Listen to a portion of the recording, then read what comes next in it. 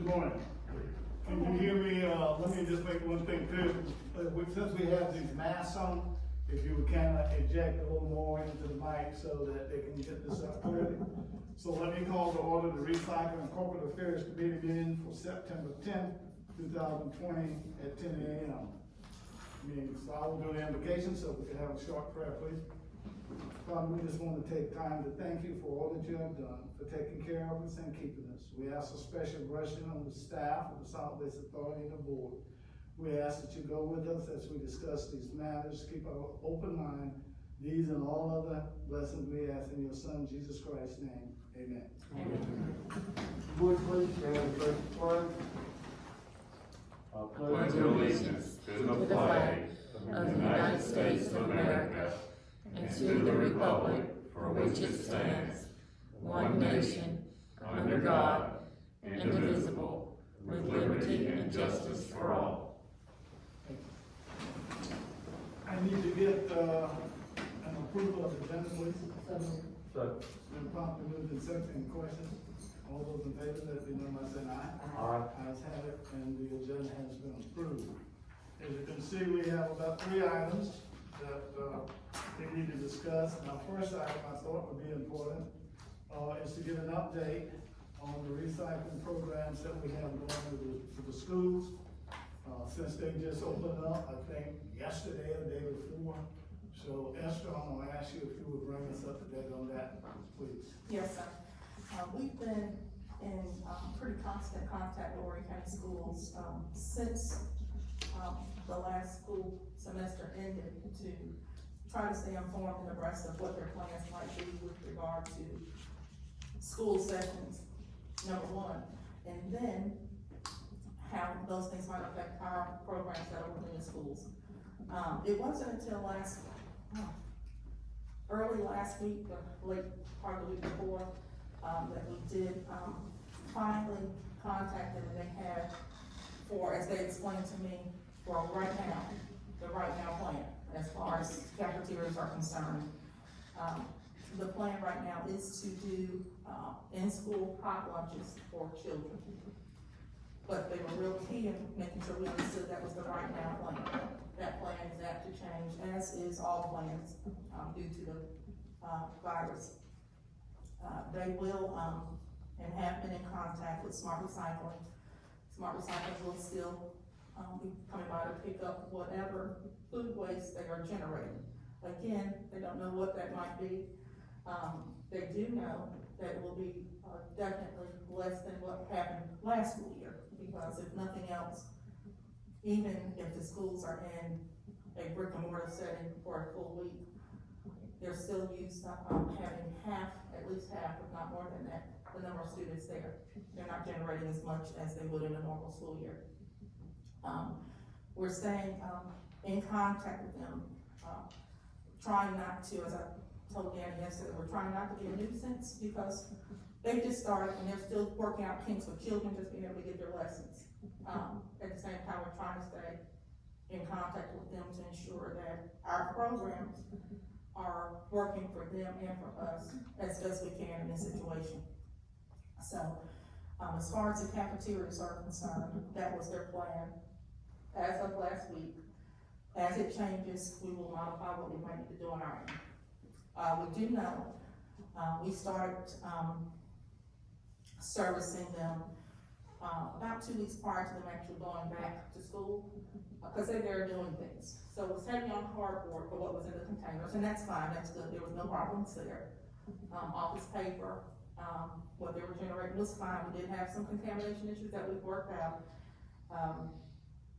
Other than that, we're just gonna, on a weekly, if not daily basis, just continue to monitor what's going on there so we can tweak as we might need to.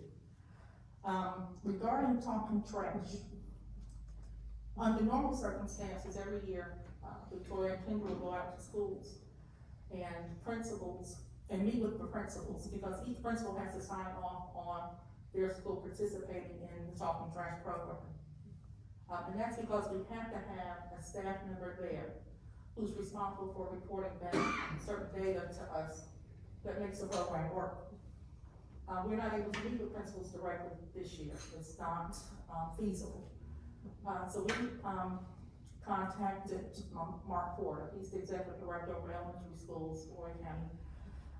Had a good conversation with him, explained to him how we had, revised, our talk and trash guidelines to ensure that whether students were in school or whether they were, working virtually, that they can still participate in talking trash. That was a goal that we had set even before we knew what the schools were gonna do. And explain to him, you know, our goal is to move forward and have a talking trash campaign this year. However, we can't do that without express knowledge from the schools that they're going to participate.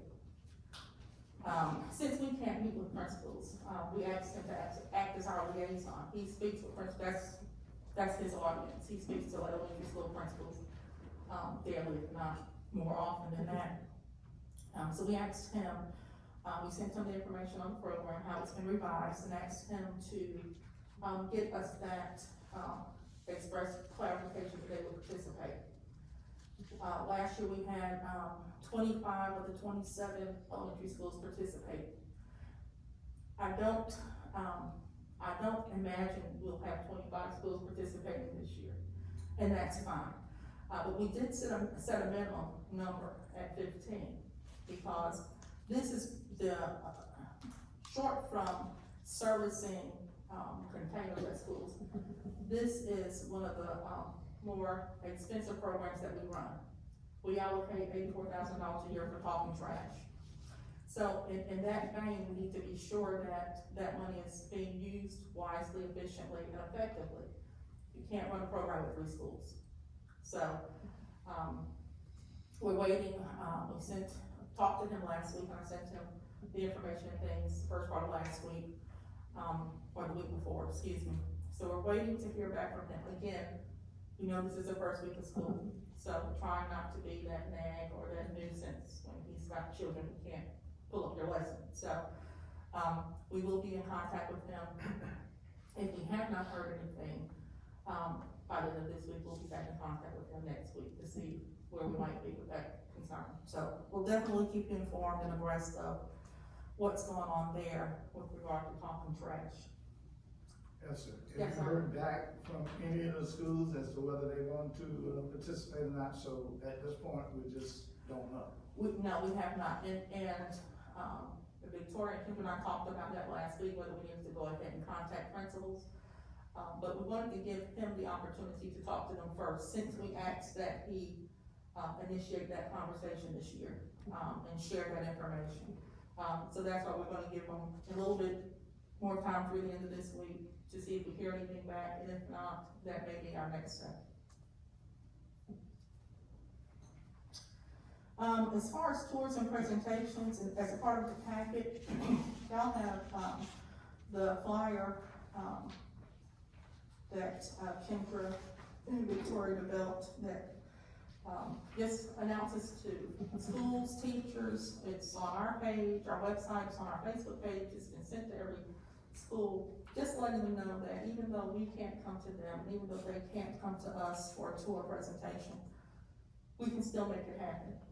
So whether it's a pre-recorded tour or a pre-recorded presentation, or whether it's, hey, today, we're gonna be doing a tour of the landfill at 11 a.m. Let us know if you want to participate through a Zoom type setting. We're still, active in that part of let us help you and teach you about what we do here and about environmental issues. So, and that's not just open to schools, it's open to anybody. So, that was the intent of making sure it was put on all, social media pages. With regard to our other programs and contests, whether it's environmental grants, pop art, high school scholarships, recycling student of the year, we're still right now planning to proceed with them as we have in the past. We will still plan on, having these contests open and available to students. Under normal circumstances, pop art would usually flow through the schools. We're hopeful that they still flow that way, but we may do a little leeway if a child is doing virtual school and their parent wants to drop off something for them, why not? So, it's kind of a go with the flow situation when it comes to some things. With regard to recycling student of the year, same instance, that would usually flow through the school because we would have to have a principal sign off on it. So it might flow to us and then back to the school, but we're gonna make them work however they need to work for the school year. But it's our intent to run every program, this year as we would have any other year.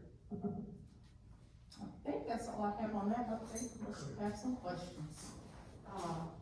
I think you really thought this through and you got a lot of things going on. The only thing I'd like to say, and I don't know how we would do it unless it would be through the schools, but, what we're doing on Wednesday, and you ladies are doing a great job and everybody else helping you, is you're famous in Gainesville, Florida. I send your Wednesday sheets to my niece who is homeschooling her children. And she chooses to add that to the curriculum she's doing when it applies, to the different curriculums that she has. And is very happy and has asked me to continue sending her that and any of the virtual things that we have. There are a lot of people that are gonna be homeschooling. I don't know how we would help them get that and formulate that into a curriculum to that, because we can't talk to them one-on-one like I do my niece. Unless the schools have, an agenda and a layout that they have to have, I'm sure, to take tests on, if there would be any way the school, since they can't get it in the fourth grade or whatever, would be willing, if we did all the work and handed it to them, to make that available to people, and I don't know how hard that would be to do. We pretty much do that on a regular basis for a regular school year. We have a library in the public education office full of all types of media, whether it's video, whether it's books. We have a curriculum through, South Carolina DHEC that teachers are aware of because it's something they can go and participate in during the summer. One that we utilize for a lot of the presentations that we do, is the Take Action Today curriculum. So we utilize that when we're preparing presentations and things of that nature. So we routinely inform teachers of all the things that we have available here for them. I would hope, since a lot of students are choosing the virtual path, that they are sharing that with them. But what we can do is we can encourage them to do so. I mean, the teacher may know that it's here. I don't know that they've shared it with the parent that might be acting as teacher now at home. So we'll definitely send out an email reminder and ask them to ensure that the parents also know what's available to them here. We can do that. Yeah, I understand that about 7,000 students or more is gonna be homeschooling, but I do think that they have a virtual coordinator. So we may be able to contact that virtual coordinator and give them that information which they could share.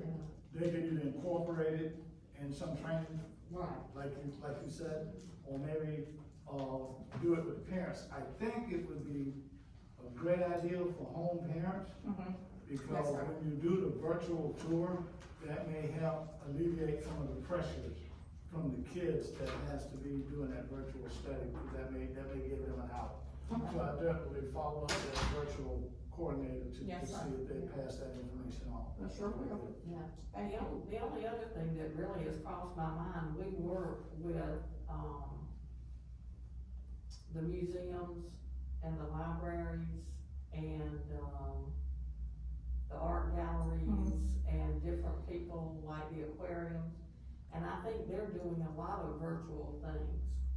And I don't know if we have any displays or areas in those places, especially the one that we gave the grant to for $10,000 that worked over there, and we had that. When they're doing virtual education or field trips in those places, if we actually had our name in something that would go through that display, it would at least keep it in the line. Yeah, no, we have had, our recycling guidebooks, I think definitely at the libraries, and at the art museum.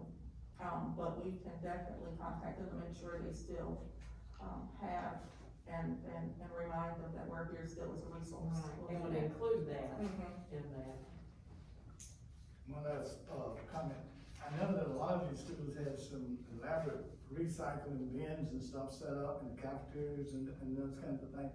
I don't know if that's something that we can check with them, see if they're gonna continue to do that kind of stuff or not, because that really puts those kids in close proximity, so I don't know if that's something that they're gonna continue to try to do.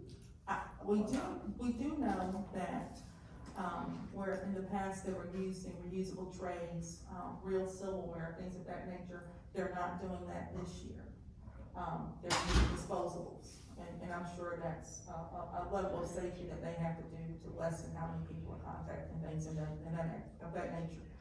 I do not believe, schools also had, what was called a sharing table.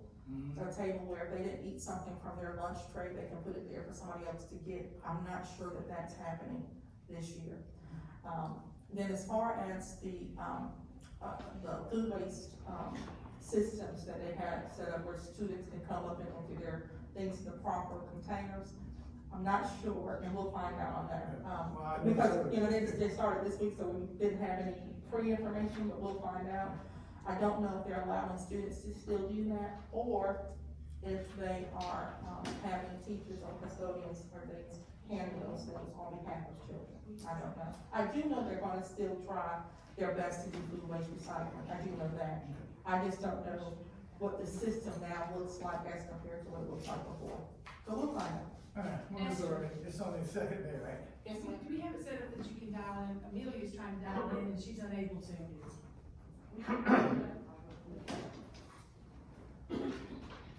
But yeah, we will definitely, have that, the,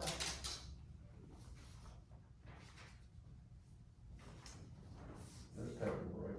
Get her. Yeah, do we need a break for a minute, somebody's trying to get in? Amelia, Oh, please, let's break.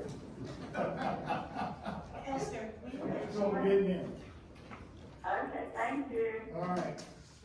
I'm gonna put it on mute now, so you won't hear me. Oh, okay, we miss your voice. Okay, thank you. Alright, any more questions for, Esther on the, update? Why don't we do this? Why don't we let Esther do a kind of an overview of what she did? Okay, that'd be good, so that we can bring this with, Steve since she was here. Let's do this a quick summary. all right. Just to summarize the first item on the agenda, which was the recycling programs update. Cafeteria recycling program, we did reinstitute that around back on August 21st. Schools are, at this point in time, planning on doing hot lunches. They do plan on, still utilizing smart recycling for the pickup of the food waste. It won't be at the same level as it has been in the past, but, they will be on, line to pick up what is there. Classroom paper program is up and running as well. We've had a little bit of contamination issues at the beginning of the school year. However, those have been, rectified, and that program is off and running. Talking Trash program, we are awaiting response back from, Mr. Mark Porter, the, executive director for elementary schools, on the participation in this program this year, because we do need the sign off of the principals from each elementary school in order to efficiently, run the Talking Trash program and to effectively run it. Tours and presentations, even though we can't go to schools and schools can't come to us, we do have virtual modes of doing those items, whether it's pre-recorded tours or, pre-recorded presentations or live ones. And this information has been, sent to every school, and it's also on our website and our social media page. And then all our other programs, with regard to grants, contests like Pop Art, Recycling Student of the Year, or high school scholarships, we do still on, continue with these programs as we have in the past. We will definitely, stay on top of changes and revisions to Lord County Schools programs so that we can tweak our programs accordingly. And I think that was it in a nutshell. Okay, thank you. Alright, our next agenda item is, why don't you recycle the focal group discussion? I think Pam related to that in our last meeting, and I thought that was a great idea to do a focal group presentation or a vocal focus group to try to get some understanding. So I asked Esther to kind of put together a plan of saying what it would look like if we were gonna do a Zoom presentation, and I think this is what she did. There's certain things under here as far as identifying participants who would participate in the focus group, and ways that we could do that, and how we could do that. There's several ways online. I guess you could do Facebook and ask for, participants. We could do paid advertisement and look for people. I think we suggested, environmental groups, like the Chirping Birds and other ones. My only problem with that is that I'm looking for information that would come from the real horse's mouth. People who actually tell us why they don't recycle. My feeling is that if we get into an environmental group, they're probably gonna talk about an opinionated, answer of why they think that people don't, participate. Now, whether that's real or unreal, I don't know. Maybe they've had conversations with people who told them why they don't recycle. My preference would be to try to find participants that don't recycle and ask them why they don't, so that if we're gonna come up with plans to try to address that, we will be addressing the issues that come directly from people who have said, this is why I don't recycle. That's just my opinion. I agree with you, I think we already have Yeah, the environmental groups, we know that they do, right. and we know they talk to a lot of people and the things they tell them, but I agree with you. If we do a focus group in any way, virtual or whatever, I would prefer to have the people that just absolutely don't do it. Don't ever throw anything in the commingle, don't do any of that. That just put it all in a, big bag. I don't know if I want the ones that I'm behind at the recycling center that have 50 slimy black bags they throw in there. But that would be interesting to know how they do that as well, so. I think if we're gonna come up, and I don't wanna wait, cause like you say, we've heard from the environmental groups, if we're gonna spend time in coming up with a plan to try to address the issues of why people don't recycle, then we need to know directly.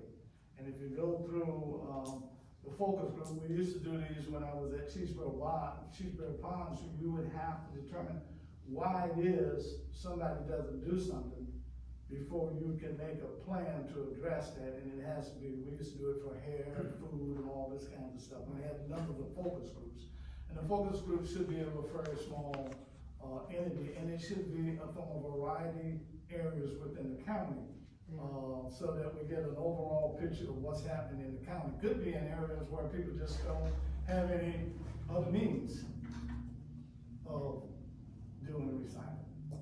Or it could be old age, because it took me a long time to recycle. It could be things that you're just not used to. I don't know if you'd ever got my mama to recycle, because she was used to burning it in a barrel. So there could be a number of things that there. So if we can address the issues, I think we need to get that information directly from the people who are gonna do it. So I guess the question is, how do we find those people? Yes.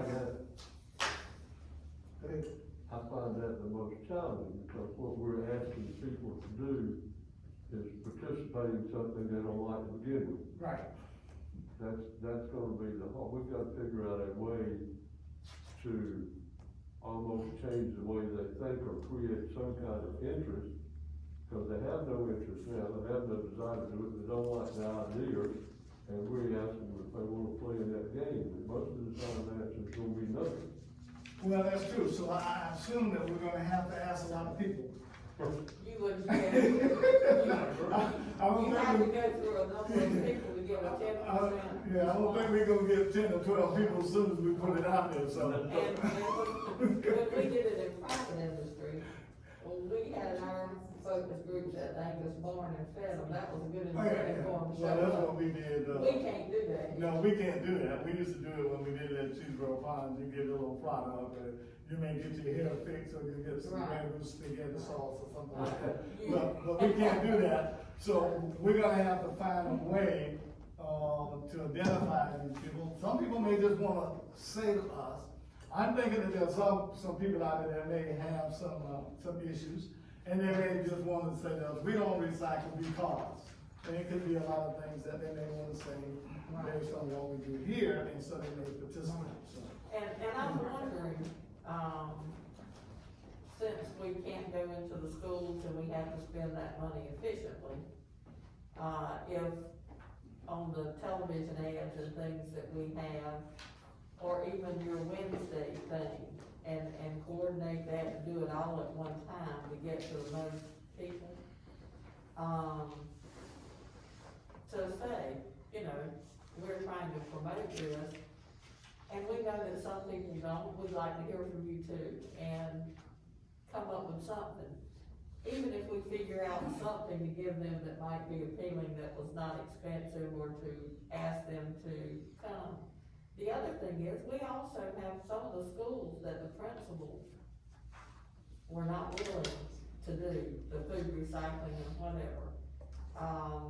I don't know if they would like to share with us that, but I'd like to know why they choose not to do that, and of course, we have an inroad to speak to some of the teachers there, and the PR people there, and the principals there, to maybe ask them to participate in that, but I'm sure there are people at recycle centers, if you want to put this out, or we want to do a survey on the website, and to do that, but, maybe some of the, newspaper or the TV advertising, we could make kind of a game out of it, or something that would appeal to some people to actually come in and tell us. And one of the reasons they may, a lady that lives on my road, her mother she takes her trash out because she doesn't drive. And her mother asked me if I would take her papers and plastics and whatever, and put it in the recycling bin, and I said, well, yeah, but they're not gonna recycle, and they won't recycle mine, so I know you do, and if you'll come just pick mine up every week and take it, then I will separate it. I've talked to her children since then, and they're from Atlanta, and used to, they would pay you, just like you can go here with metals and get paid individually.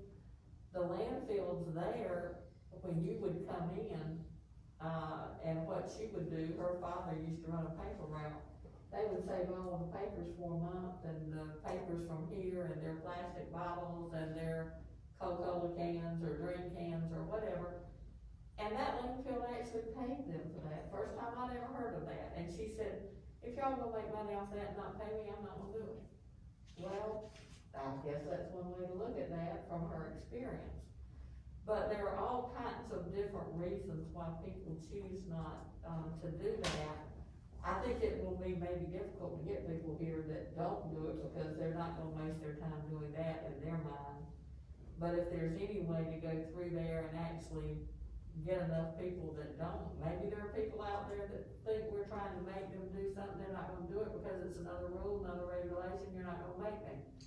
If that's Kinda like wearing masks. yeah, you're not gonna make me. If that's the case, If I'd it's like to like hear wearing that masks, we'll get a lot of people. Cause people are not wearing their masks. That's where we should advertise. But, this is a good start. And where were we going to, put this? Were we gonna put it out at the recycling centers, or are we gonna put it on our website, or? The goal would be to put it, because not every and anywhere we could. Okay, We do signage at, I call it temporary signage, because it's really, really temporary. We would take this and blow it up on 11x17, sheet of paper that's laminated, so it can stand some weather for over a course of a few days or so. And we could post this, at the centers, at the compactors. Yeah. As opposed to at recycling container, because they're recycling, so, we could do that. Ken from Victoria and I had discussion about them actually trying to go out and talk to people, and I personally don't think that's a good idea. Yeah. Because we want the conversation to happen in a focus group, and we don't want it to become a, gripe session to them, because you don't know ever what somebody might say when you ask them this particular question. Well, yeah, we probably do know some of them. And we don't wanna put people face to face with some of that, so, definitely, posted at recycling centers, definitely on our social media. Absolutely, a what I wouldn't say topic. As far as television advertising, we tend to do things such as this, through, the request of a PSA or through the request of them running it on their, public access channels, because that's free. I would think the talk radio station, which we can use for free. Yeah. Get there, and it's a crowd, the age group we're seeking, I think you get some honest replies. But I'm very leery of pricing, because I think when you give away something to make somebody do something they don't wanna do to begin with, they take the prize, and that's the last time you see them. Yeah. I don't think you get a good draw from that. Yes, sir. I tend to agree with you. The other thing with that too is what could possibly potentially happen on the other side of that is people look at your results and say, well, you paid them, so they'll tell you whatever you wanna hear. Right. And we don't want that type of Right. covering. We wanna get the results. factual and good Yes, sir. information. And I think this is, I think we're all in agreement that this is something we wanna do, is that right? Yes. And so the first thing that you guys need to do is find us some people. I think before we get to any other questions, the first and most important question is how do we reach it? Right. After that, it becomes a lot Yeah, simpler. once we, and this looks like a good start, and once we identify and have identified 12 or more people, then we can start putting together the plan of the Zoom and how they're going to, cause then we can start telling them how the focus group would transplant. Yes, sir. So let's go with, if everybody's in agreement, then we'll have them look for people, and when you guys find enough people, then we can put together the plan, or you can be working on the plan Yes, sir. in the meantime, as to how we would go forward, but we can't go forward until we know that we got people that's gonna participate. Yes, sir. I would really like to, Yes, sir. I'd like to ask a special privilege to address you because I brought up this question because it emanated from Peoria County Beautiful. They were looking for our assistance.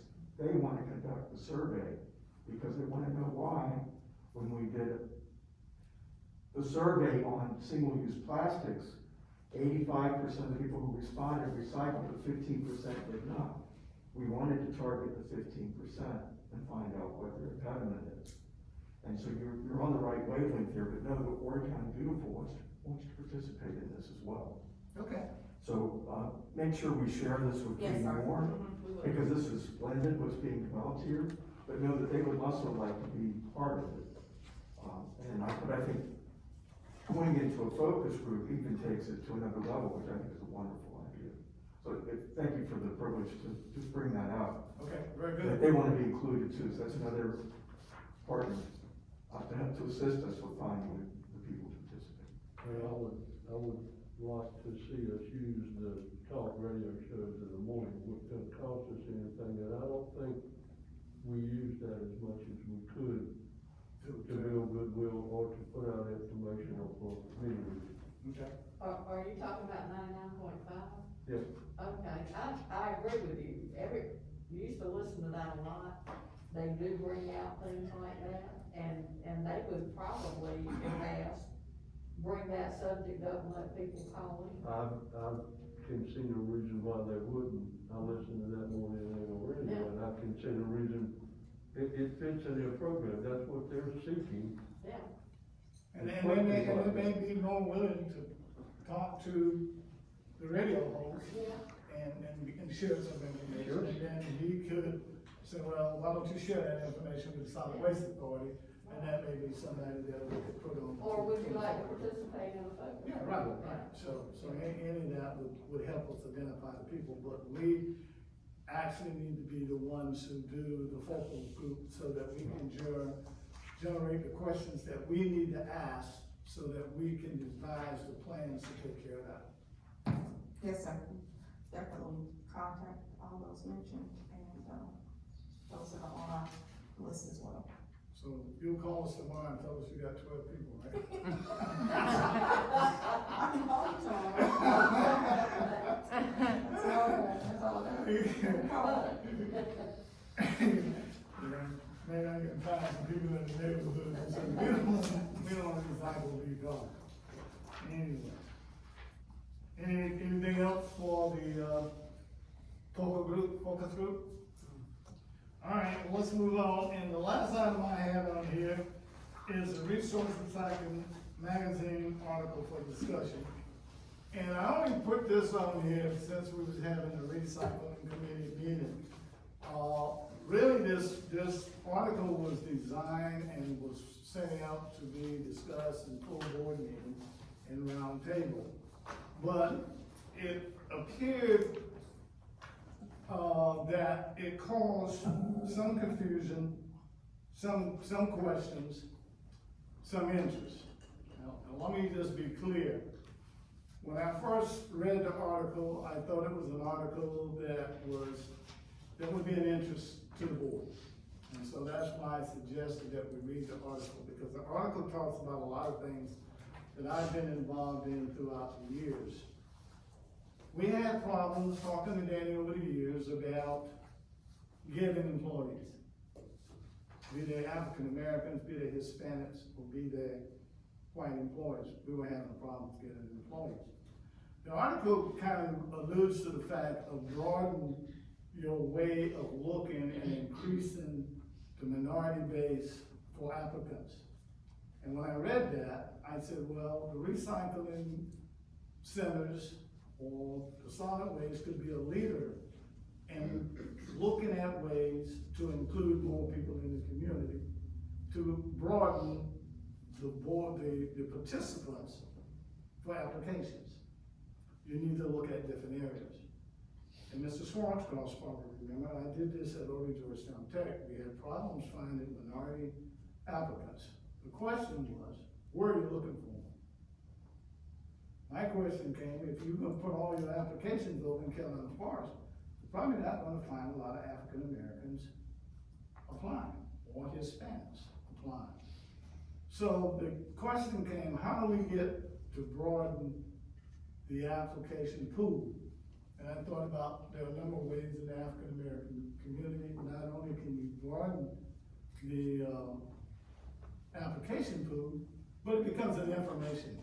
You'll be surprised of how many people in rural areas, how many people in city areas have no idea what Solid Waste Authority does. And we sit here all the time and talk about how we're going to promote and talk about what the Solid Waste Authority does. You know, people riding down this highway all the time, and they see people coming in and out here with a truck, and they think you just hauling trash and throwing it in a hole down there. They have no idea that you have compactors out there. They have no idea that we use methane gas for electricity. They have no idea, and they could care less as long as they can get rid of their trash. And so a lot of people, a lot of African Americans in particular, may not apply for jobs because they consider it to be a nasty, dirty, filthy job. Yeah. They don't really understand what's going on out here. So by involving the African American communities and other communities, not only do you get more applications, you also inform the communities of what we're doing and get more interest in what we're doing.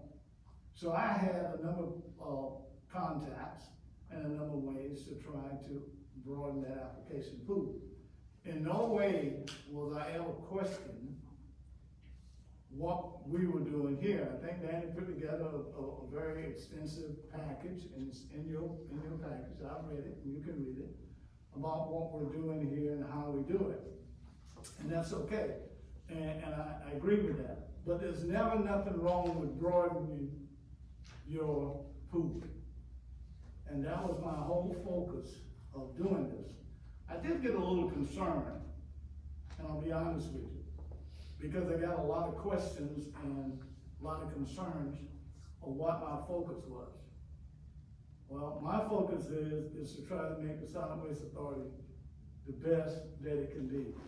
And when we look at everything that's going on at the solid waste, when we look at e-waste, when we look at material waste, when we look at the store, when we look at the MRF, we also have to look at the staff that's involved. And we also have to look at the diversity of the staff that's involved. It's not only African Americans. I mean, we don't have a whole lot of women in here either. So it's not that I am trying to start a firestorm. What I'm trying to say is we need to just be efficient in looking at all the avenues in order to find people to work. And simply because you broaden the pool doesn't necessarily mean that you're gonna have 55 African Americans running across on the top of the hill. They may not even wanna work there. They may not even want a job. My only thing is, we should have them in the pool. Is it my only suggestion? And we did that at Tech. One of the things we did, we made sure that we went out and advertised in areas where we could find them. We had a number of people apply for a job. I remember a lady at Coastal came and applied for a job. She was an African American PhD from Texas. Well, they also offered her $40,000 and she laughed. She said, I pay that much in taxes. And she was in the pool and she wasn't hired naturally, but the pool was broadened. We did the same thing at Tech. We had a lot of people come in. I remember a young man, I was on the committee, and the question he says, well, what is my opportunities for promotion? And nobody had a question, so he turned us down. He was from Florida. So simply because you broaden the pool, and simply because you get more people in the pool, does not mean that you're gonna hire more people. But it does tell you, if you ever question about how you get your applicants, we will have a plan in place that says this is what we do. We involve the community.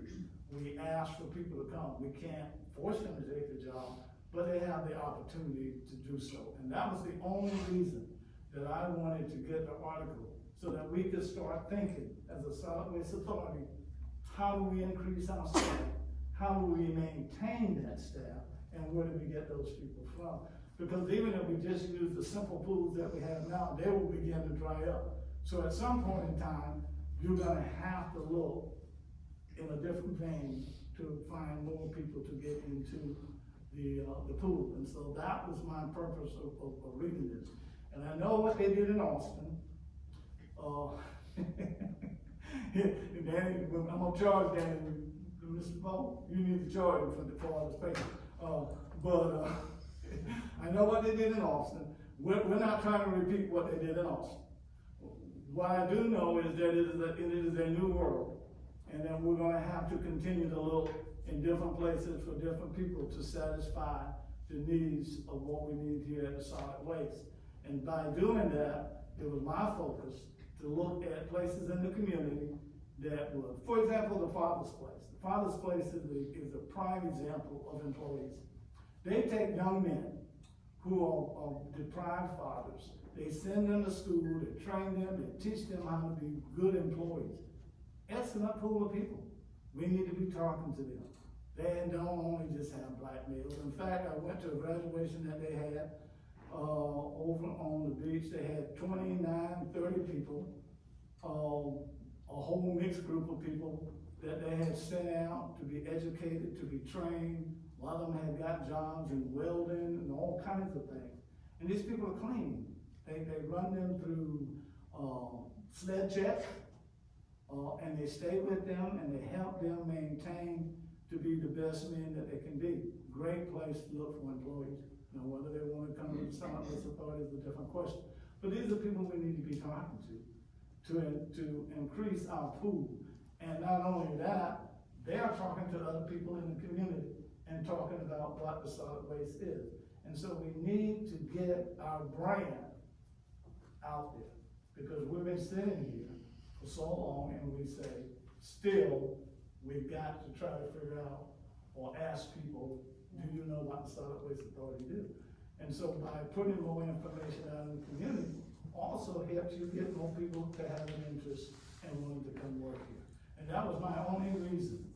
Now, it sparked a lot of other questions, and they'll be asked at some other time.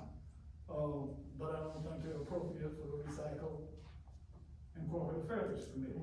And, so there are questions that will spawn, and we can respond to them as they come along, as a full board, as a committee, or whatever we need to do. But the primary focus is to make the Solid Waste Authority of Horry County the best it can be by expanding our pool and looking for people and staff that will continue to help us do the kind of things that we wanted to do. And that's similarly what they tried to do. They had a whole lot of other stuff that was going on, and it's still going on. But I'm not concerned about that.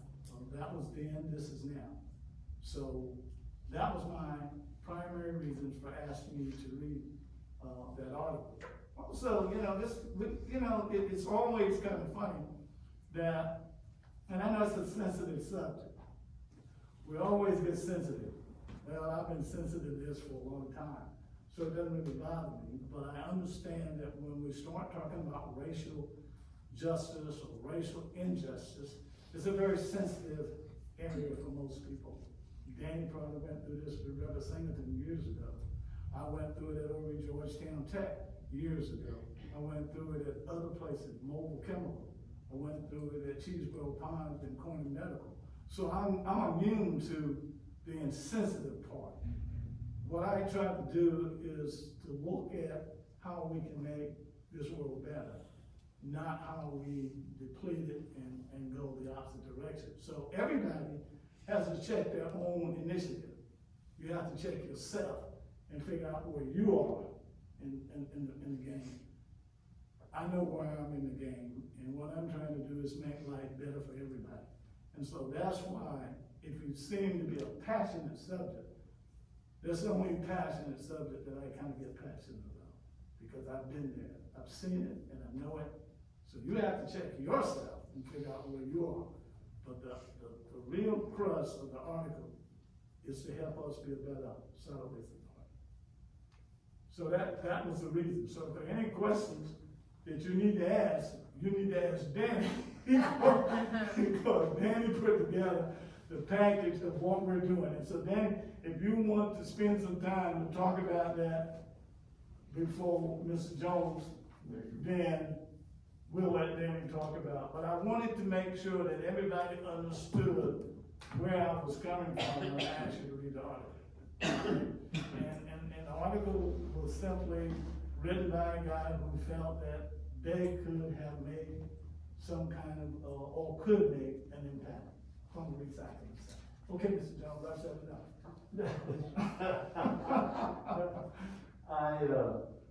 I agree with everything you said. It was an interesting article. The only fault I found in the article is I think the guy that wrote it never lived.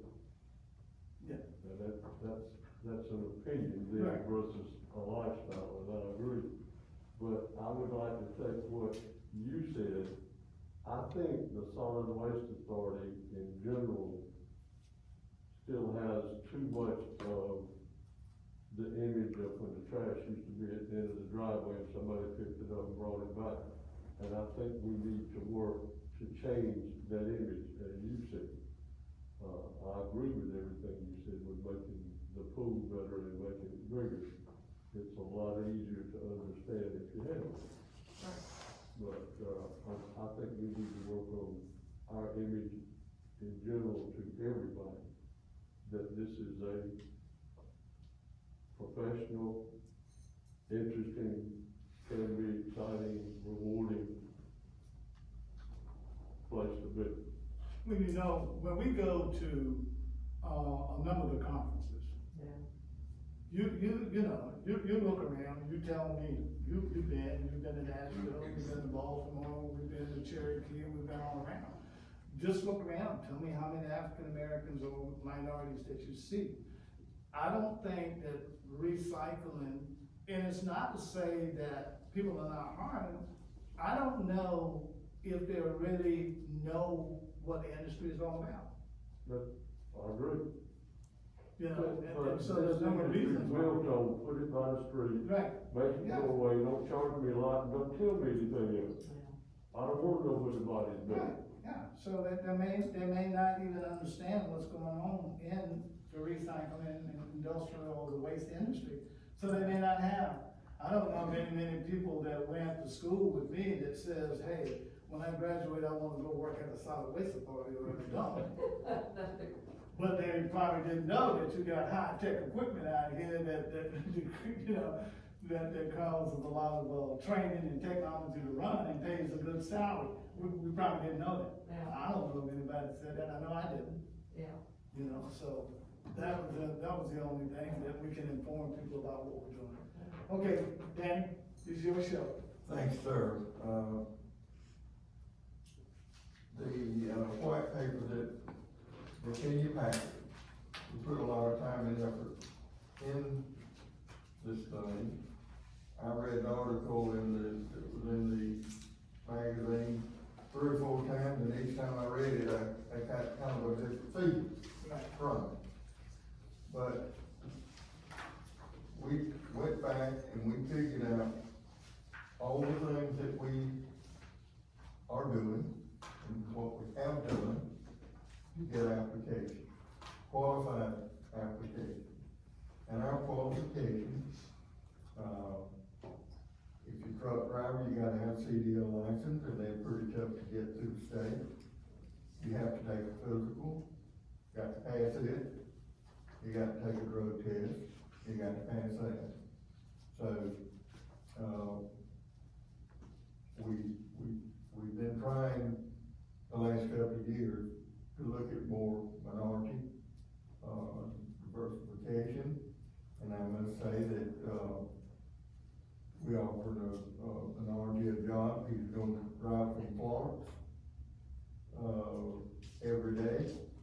And I told Mike, I said, I hope that doesn't get old, because we think that he's gonna take the job as an operator on the hill. So we do look, and any opportunity we can take to get more qualified job applicants, diversification, wherever, and if you'll see, Austin had a lot of different organizations that they could contact and be involved with to get the word out. And the Austin thing wasn't just hiring. I picked up on the hiring end of it, but it was, they went through 8 different departments in the city of Austin, from the bus lines to the water department, the recreation, the libraries, all those type things, and took a look at the services, basically, how it's presented to the community, what kind of feedback you get from the community of the services they want, and how they want it, and where they need it. But I geared in more on the hiring end of it. And when you use the SWOT analysis that they used in Austin, and this is not a new way of analyzing anything. You look at your strengths and weaknesses, which is kind of interior. Then you look at opportunities and threats, which is more the outside of your organization. And it looked like we had some strength in our hiring process. But I think the opportunity is to build more database on areas that we can get the applications, the advertising to. That's homeschool. To get more applicants. Mr. Hughes he's mentioned a couple. We'll take those. And then it contacted Reverend Coakley to see if he had any ideas on where we could advertise, where we could get, but they've got to meet the qualifications, which, you know, the kid that we hired probably today from Florence does. But he'll have to go through all of them to make make sure that he does. But, I think it's just gonna give us another opportunity to build more applications that's coming. And it is tough hiring operators today because, private contractors is offering the contractor down the street operator $1 an hour more to come to work for me. So it's those type of things that's going on in the world. But as I told Mr. Hughes, I've been kind of involved in this diversity. The first year I taught in every county was a black high school, Chestnut. The next year was integration. Integrated into a black school, black principal, and there was a lot of upheaval about that. But I think being a part of that, we were able to make it work. And James M. McCall was a heck of a man, and principal, so, he led one side of the race issue. I led the other side and handled kind of that, and we made it all work together. So I recognize the challenges, and challenges today is not only diversification, but it's just the younger generation that looks at things so much different. And we're getting through some of that too, but I think it just, this whole, scenario that we've been through is just gonna give us more qualified job applicants and get more word out on what we do here. We got good equipment, we got good people, and, they've been able to train a lot of the young guys. You hire them young, you train them like you want them to work, in some cases. But, I just appreciate you bringing it to us, and we'll continue to broaden the scope. I do appreciate it, because so many times, as we work, everything doesn't cross our mind. When that was brought up, the first thing I wanted to make sure was, we hadn't had a complaint, we didn't have a problem, and if we did, take care of it and do better. And we do all need to do better on that. It's been a long time, but when I was younger, I was turned down for the job because I wasn't a man. I couldn't travel, couldn't supervise, and then you didn't get paid as much.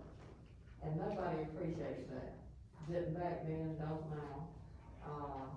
So we definitely need to keep that in mind in the workplace, as well as broadening the scope and doing those things and doing it very carefully. So I think it was a good thing to do, so that we remember those things from time to time and make sure we're aware of what's happening and everything goes smoothly. The other thing I wanted to ask was if we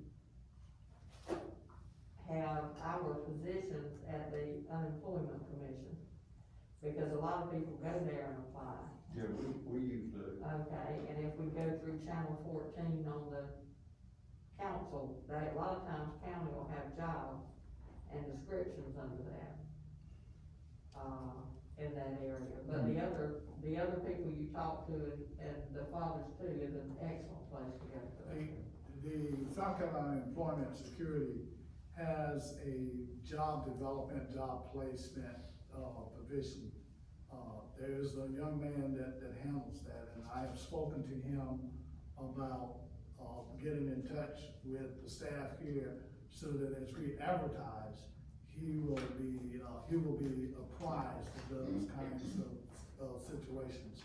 Also, at Odie Georgetown Tech, there is a young lady who does job development and job placement and deals with students that are graduated from there, and are looking to place people in different areas. I have spoken to her. She will be a person that we can utilize to talk to and get the information to, so that the college itself can be more informed about what we do here at the Solid Waste Authority. The other entity is, there is a magazine or an article that's printed by the Whittemore Alumni Association. This reaches people all over the world. Not only do they talk to the people who graduated, their descendants, back, all the way back, and so that information get out. There will be an excellent, group to talk to. Not only could we advertise jobs, but we can have articles in there, the kinds of things that, they do back here, that we can print and show what the Solid Waste Authority does. That's an avenue to get out more information. And again, I say the Father's place. And so there are just numerous places that we can look to show that we are part of the community. And that way we get more respect, we get more applicants, and people get more information about what we're doing here. That again, those are avenues that we can look at and go through. Yeah. But again, I want you to understand, I no ill feeling to say we weren't doing this, we weren't doing that. I realize that it is a time that we need to start looking at doing more. Because as I say, there's a movement in this country, and that movement will continue. Whether we're here, like Danny said, the millennials are more involved in it. And so they're gonna be pushing these movements, and these questions will be asked. And I've been involved with, I was a freedom of choice in 1966. I was one of the first African Americans to attend Conway High School. There were 5 of us that graduated in 1968.